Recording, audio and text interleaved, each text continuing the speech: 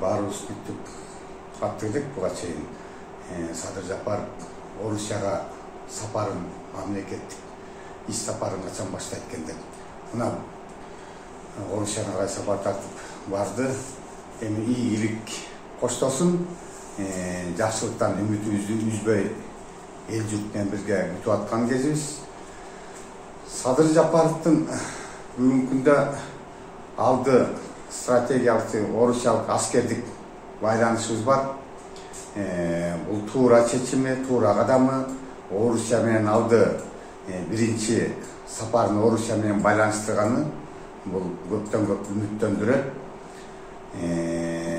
Эмгек мигранттары турат, булардын маселеси, экономикабызга дагы көптөгөн салымы бар. Орустардын атам замандан берки Сибир, Алтай жеринен берки тарыхыбызда карасак, орустар менен байланышып келиптирбиз. Ош кыйыш кийинки учурларда дагы. Бул туура биринчи кадамын Орусияга сапар тартканы. Эми бир эле Орусия эмес, биздин экономикабызга, элдин турмушуна, өлкөнүн өнүгүүсүнө таасир бере турган бул оң жагыбызда бул Кытай кошунабыз турат.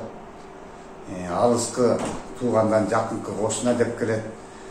Кытайдагы Кыргызстандын экономикасына, өнүгүүсүнө таасири бар бүгүнкү күндө Кыргызстан түгүл бүтүн дүйнөгө.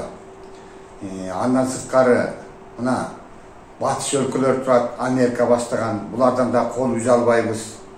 Буларды дагы мынтип калыстык менен, ирэти менен, өз багыты менен мынтип мамилени түзүш керек.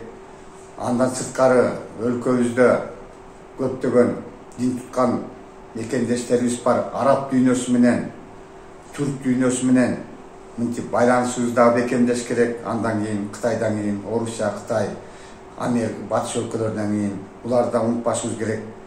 Анан бул өлкөлөрдүн байланышы үчүн алды, мен ойлойм, менин сунушум дагы болсун, бул кеңешчилер керек. Мамлекеттик деңгээлде кеңеш бере турган тажрыйбасы бар 4-5 киши бар өлкөдө. Мына буларды кеңешчи кылып алса, мына Кытай менен соода саясаты жагынан Кытай менен өзүнчө бир кеңешчи, араб дүйнөсү менен, бул жактан да инглисче көп келет, өлкөнүн 70%-нан ашыгы динди карманат. Булар менен унутпашыбыз керек. Булар менен бир байланыш үчүн бир кеңешчи, батыш өлкөлөр менен укуктук талаада, адам укугун сыйлоодо, экологияны сактоодо, адилеттүү сот тармагын реформалоодо бул батыштын тажрыйбасы бизге аябай керек. Бул боюнча бир жакшы, бир тажрыйбасы мол, салмактуу бир кеңешчилердин бири керек. Орусия менен эң негизгиси болгон аскердик жактан, коргонуу жагынан, аскердик байланышыбыз жагынан бекемдеп бере турган бир салмактуу бир кеңешчи керек. Ушу 4 кеңешчи керек. Бүгүнкү күндө азыр тиги жегис, бул жегис дей турган заман эмес. Биз эл өлкө өнүп өсүбүз керек.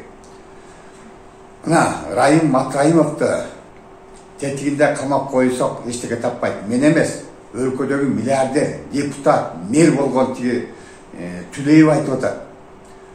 Матраимовдун мүмкүнчүлүгү, бул бала табышкер, бул бала мынтип жөндөмдүү, бул өлкөнүн өнүгүүсүнө салымын кошо алат деп. Мына советник кыласың, башка советник кыласың. Мына адам укугу жагынан, аскердик жагынан кеңеш берүүчү мына Током Мамытов турат. Муну кеңешчи кылып алсын. Мына экономиканы чемчикере чаккан баардык 30 жылдан берки баардык бийликтер ал кишинин билимине,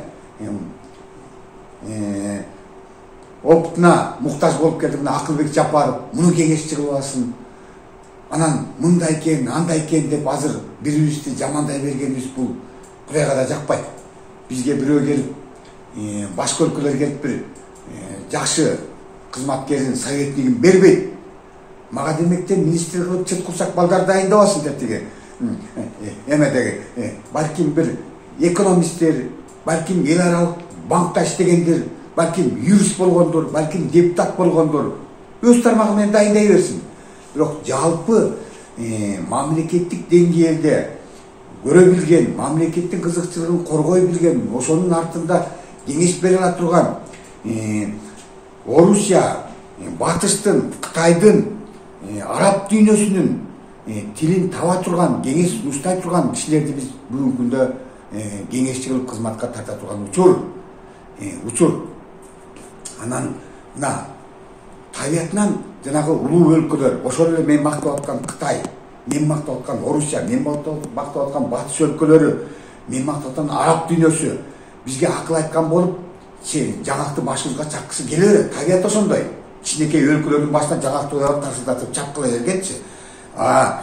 Биз дагы кичине дымактуу болушубуз керек. Бизде ошо дымактуу, опту бар өлкөнүн мамлекеттик деңгээлде ой жүгүртө ала турган жанагыдай 4 азаматыбыз тууралуу буларды баалап, барктап, кеңешчи кылып алса өлкө башчысы дурус болмок дегенди айтмакчымын.